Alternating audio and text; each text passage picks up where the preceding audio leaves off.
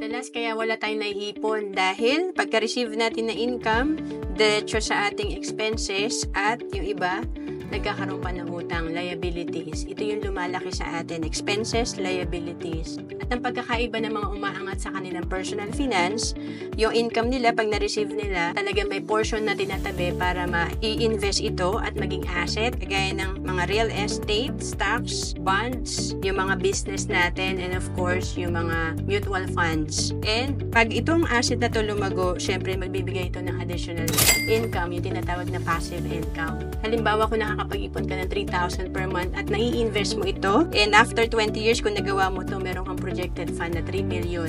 Yung 3 million mo, kung kumikita ng 10% passive income, meron kang 300,000 per year na passive income, or tinatawag na 25,000 per month na money working for you.